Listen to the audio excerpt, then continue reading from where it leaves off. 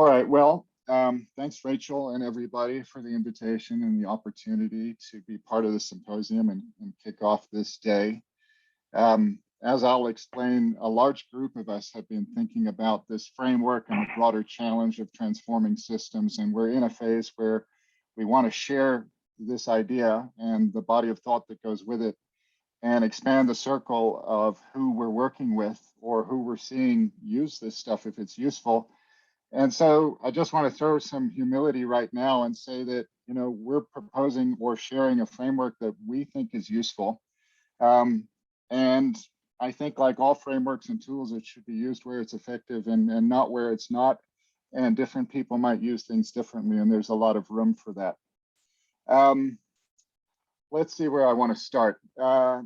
I'll just quickly introduce myself a little bit. So I'm part of the climate change response program of the National Park Service. We're about 12.5 folks, mostly based in Fort Collins, although we're a Washington office.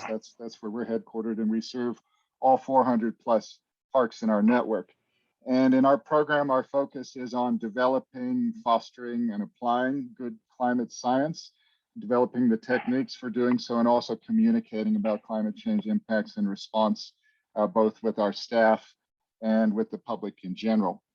So sort of riffing off what Nicole was saying, what we're talking about here is the challenge of modern environmental stewardship and trying to be strategic in changing circumstances. And this is something, like I say, that a lot of us have been thinking about. And once you've done some thinking with a group and maybe you think you've got some stability, it feels quite satisfying. But I just want to kind of point out that all of everything we've developed has really felt like groping in the dark, right? It's only in hindsight that you see much clarity, and this is a challenging circumstance. And I'm kind of excited today that I'm going to kind of open up and present this framework, but I've got at least two close colleagues presenting today, Abe Miller-Russian and Frank Rahel, who've been partners in this for a number of years, and they're going to really show us what application looks like. So I'm glad I don't have to carry all of that load myself. I also want to briefly acknowledge the Federal Navigating Ecological Transformation Working Group, of which I've been a part since its inception in late 2017, early 2018, which is a group of these federal agencies who came together to work on this challenge, to understand it and think about how to respond in recognition that existing guidance was not adequate to deal with the kinds of changes that are underway and of the need to develop a shared science-based framework for addressing these challenges. I also want to acknowledge a lot of co-authors in a special section that's likely to come out in Bioscience, we hope in the next month or two. It takes a much deeper dive, I think, than even the three of us are going to be able to cover today. And I'll reference back to this slide a couple of times during the presentation, but there's a lot of folks who've been working on this, and there's some aspects that you'll be able to follow up with soon and dig a lot deeper. I also just want to acknowledge that although this is a natural resource focus, there's obviously a broad relevance when we're talking about changes in natural systems, because our facilities, our infrastructure, and our activities are embedded in certain ways that those systems operate that we become comfortable with. Many of our cultural resources are in systems that are now changing in ways we might never have imagined. And in many cases, our connections with the land, our understanding of our place in the world is dependent to some degree on ecological conditions on the landscape. So change in all of that is a heavy topic, as Sarah Ray is going to talk about later today.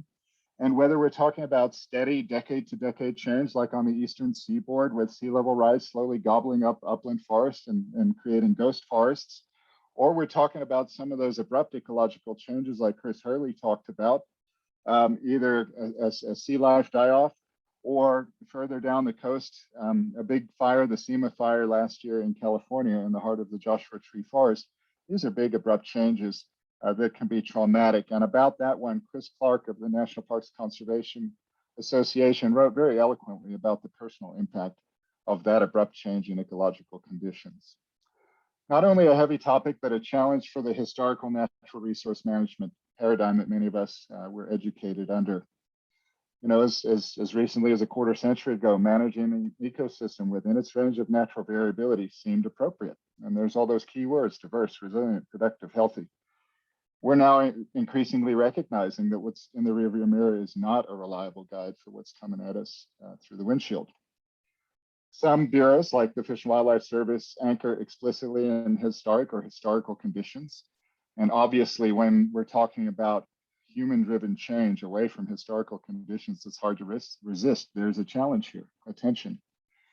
With the NPS, we often talk about how we seek to maintain historical conditions, but strictly speaking, what our policy calls for is natural, and historical is a shorthand. And the nuance there is that we accept natural change.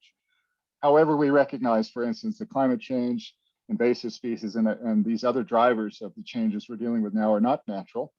It certainly gives us a freedom to engage, but a lot of our thinking is still around this. We use natural more often than we use NPS in our own policies, hundreds and hundreds of times. And there's our definition, and we all recognize that, again, given what we're dealing with, this is increasingly difficult to use. Nevertheless, we've got to face these challenges to be effective stewards, because our managers are out there, at least responding and hopefully trying more and more to anticipate, in recognition that things are changing and that choices are coming to them that are unavoidable. Let's talk briefly about why and how things are changing. This is a late 20th century understanding of the world. It's not that the world is static, but it's that it is stationary, that it operates within familiar bounds. And here I'm showing temperature, but one could use all kinds of drivers of ecological condition, which we also understood to operate within familiar bounds. Weather systems are highly responsive, like the blue, or more resistant, like the purple line there. But what we're getting now, of course, is a departure from stationarity. We're getting non-stationarity more and more, and society and our media more and more are recognizing the fact that we're departing familiar bounds. Ecological condition can respond in diverse ways. You get your steady response, like that sea level rise driven change in the orange line here. And you also get systems that seem not to be changing or not changing much, but are increasingly primed for an abrupt ecological change. When there's enough change in the membership in terms of the species in a community or their abundances, you get changes in structure, function, and ultimately ecosystem services. And we argue in one of the papers in our set that it's useful to operationally define that kind of change, that kind of transformation, and work with that term. The lead of the fifth paper in that series, Shelley Crosby, is a paleoecologist, and some of her work has really kind of helped illuminate our thinking here. This is a high resolution record of 14,000 years of change from the Puget Sound lowlands. And what it shows is a great deal of ecological change and transformation without industrial humans being in the picture. And I'm just not going to delve into the weeds of this, except to say that what we're seeing is massive changes in the relative abundance of different taxa in this forest over time. And one lesson that we can draw from that is, as we intensify ecological drivers or add new ones, we shouldn't be surprised that we see more ecological transformations. And a second message, and I think this again resonates with what Chris Hurley was talking about, is that these transformations are obviously, by definition, opportunities for invasion, and we can see that here. These are all, of course, regionally native species, but certainly opportunities emerge during these periods of change. And I think most of these were triggered by fires. A third key point is not every system is busy undergoing a transformation or is about to, but increasingly systems are either slowly heading that way or increasingly primed to do so. And this brings managers to unavoidable choices, either today or in many cases soon. And a lot of our work in our federal group has been informed by some of our members who are managers themselves, like John Morton and Dawn Magnus, who collectively have helped manage the Kenai National Wildlife Refuge, a couple of million acres in southern Alaska, for many, many years. This is a unit that sits climatically on the boundary between boreal forest, temperate forest, and grassland and savanna, has been heading and increasingly is projected to be heading away from a boreal forest climate space. So as disturbances, which of course themselves are all intensified by climate change, happen, that boreal forest is replaced by something unseen before, which is a monotypic grassland. So Dawn and John and partners ask the obvious questions. Can this change, which is driven ultimately by human activities indirectly, can it be reversed or resisted? Can we get back to historical or natural? And as they try to answer that, they think about the scale of a change that's visible from space. They think about the directionality of climate change. They introduce some humility into the thinking, and that leads them to ask other questions. What happens if we accept this trajectory? Where is the system headed? And that's a real science need because we don't know. And that, of course, is the subject of one of the papers in our bundle. And then they move on. Can we try to direct this ecological trajectory? Recognizing that the best opportunities are soonest, and that this is not just an academic discussion, that neighbors are talking about this as well, private neighbors, and some of them are even engaging in some of these activities. So what's a manager to do is the question. If you go to the kind of guidance that we have right now, Climate Smart, what you get is mantras like manage for change and not just for persistence, and some really good text along with that, but self-admittedly, a lot of details still to be determined. And that's where in our work, we recognize that a new framework was needed to help clarify the thinking and communicate and ultimately help managers make these choices strategically. And that is the RAD framework. Very simple. A manager may intervene to resist a trajectory of change that is underway or anticipated. A manager may alternatively intervene not to resist, but to at least direct that trajectory of change, to steer it perhaps quite forcefully in a particular preferred direction, or a manager may do nothing new in the face of this trajectory and allow the system to respond autonomously. We consider all of this adaptation, and we use that term as an umbrella here and in reference to what a manager will do, not what a resource will do. And we think it's important to acknowledge all three of these choices, in particular, to be explicit about acceptance as an intentional and perhaps even strategic choice. And a recognition here, just a little nuance, that acceptance can include either making no change to existing approaches, because the idea here is whatever business as usual is, here comes a trajectory of change, or it can be in recognition of the reality of the situation and for various reasons, ceasing all management intervention, even historical. So I want to talk a little bit about the attributes of this framework. The first one is the focus on manager intent. We in the field, in trying to do our work, which I'll reference soon, found it really difficult sometimes to use typologies that mix different kinds of things. You'd have one term that was about what a manager would do, and another term how the resource would respond, and then another term that was perhaps a preferred condition. And we liked the simplicity and clarity and focus here on manager actions, which conveys manager intentions. This is a universal framework. We argue these are the three choices. Some of us think there are options in between, and that's getting a little weedy. But essentially, we find these three poles useful to think about. The simplicity useful.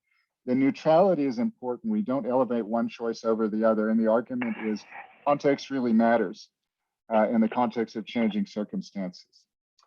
And ultimately, I'm just going to declare this and let Abe pick this up and make the case, but this kind of framework supports clear communication, which advances adaptation. It also works across time and space, and I'm going to return to our 5-paper bundle and focus just briefly on Dawn Magnus's chapter, which I'll just say takes a deep dive into sequencing, pathways, contingencies, triggers, and all of that, and basically does that in a RAD context. Finally, I want to say that this framework is complementary to other approaches. We found it additive rather than something that replaces something else. And I'll give you a couple of illustrations. The middle paper on our bundle, led by Abby Lynch of the National Climate Adaptation Science Center, really merged RAD thinking and adaptive management in a rich way. And I'm excited for folks to see that paper. And we in the NPS have been working with the National Wildlife Federation for 5 or 6 years to merge RAD, scenario planning, and climate smart principles. And we rolled that out earlier this year. And that, again, is kind of an exciting unification of several different approaches. Some other important points about the framework, relevant for today in particular, is it can support diverse approaches to non-native species. I think some might perceive that because we're talking about rethinking things, that it's just about embracing all change and going with the flow. And I think Abe will show us fairly vividly that, at least at Acadia, that's not what it's about. Although I will acknowledge that some of the parks I work with do recognize that the goal of 100% eradication, et cetera, is not tenable, and that they need to think a bit more realistically or decide spatially where to focus. RAD's not a simple spectrum. I used to think it was, but the more we've thought and expanded who we work with, the more we recognize that you can think about multiple axes like this one on which to organize RAD activities. It's not policy, it's a tool, but there is something about it that sort of pulls you into that new paradigm and therefore challenges some policies or leads to recognition of gaps or shortcomings. So what does RAD stewardship look like? I'm going to quickly just blast through some examples just to give an illustration and recognition that Abe and Frank will do this as well. Blackwater National Wildlife Refuge on the East Coast, a very climate change aware park, is working out at the edge of the refuge to bolster resilience processes and help a saltwater marsh keep up with sea level rise, but that's not a perfect solution. So inland, they're actually directing change by helping that marsh move inland and upland faster than it otherwise might. Up the coast in New York, in response to Hurricane Sandy, Fire Island National Seashore made a decision that it was better for this system to be allowed to respond naturally to new sea level rise and coastal dynamics rather than try to keep it the way it was with an engineering solution. In Southern California and Sequoia and Kings Canyon, we can aggressively resist change and protect a single tree, although we may not be able to scale it up. And in recognition of that, in the aftermath of a big fire in Rocky Mountain National Park last year, it's been a decision in at least some of the lodgepole systems to accept change and observe and learn, while at the same time resisting change and doing some replanting of sensitive species, limber pine. At Acadia, as Abe will tell us, there's groundbreaking research to help the park get set up to direct change potentially. In Glacier National Park, they've already done it by moving a bull trout above a natural barrier to help it stay within waters of the temperature it needs, get away from competing exotic species. This was already a partially impacted system, which makes it easy, but nevertheless, this is directing change in the interest of dealing with invasive species and long-term biodiversity conservation. I'll just quickly recognize the Grand Portage Chippewa, who engaged in a managed relocation and an ecological replacement of brook trout with other species to sustain an important ecosystem service. Where does RAD come from? Just a brief acknowledgement of the history as I wrap up here. There's a deep root more than a decade old. David Cole, Laurie Young, and many colleagues recognizing the limits of some of these concepts like naturalness, historical, and basically the 20th century paradigm. They proposed resist, accept, guide. And we in the NPS sort of picked that up, wrestled with it again, like I say, groping in the dark, also thinking about other typologies. Here's a couple of our early products where we use resist, accommodate, direct. So we kicked guide out and put in direct to recognize the possibility of rather forceful intervention at times. We thought we needed accommodate to recognize peripheral management action. We ultimately realized that all of these options might have peripheral management action, not specific to the ecological trajectory. So we went back to accept eventually. At this point, some of the RAD seeds, you could say, invaded the landscape in a couple of places. Acadia was one. They've been thinking about RAD framework for about 5 years. We see some great coverage of this in the New York Times in May.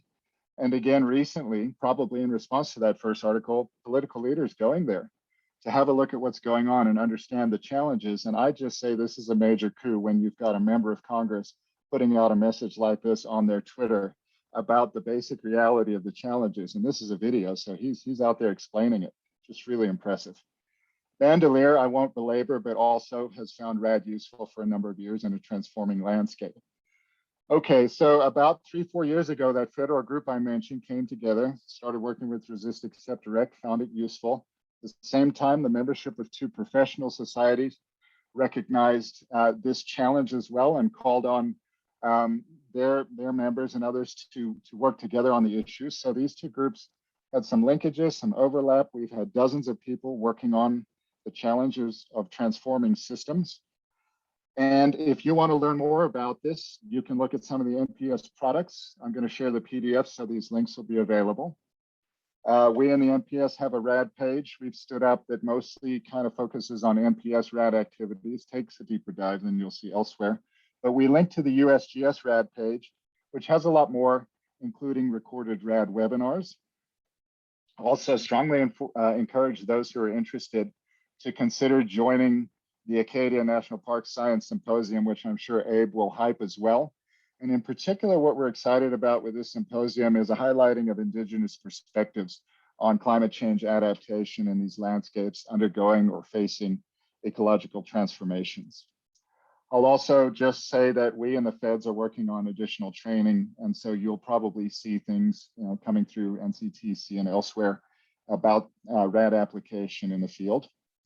And final slide here, just want to mention a couple of bullets about kind of the scaling up we're thinking about doing in terms of deeper exploration of social dimensions, thinking about tailored science to inform these decisions, bringing in a wider range of partners, et cetera, et cetera. This is what's on our mind. And like I say, thanks again for giving me the opportunity here, because this is very much part of scaling up.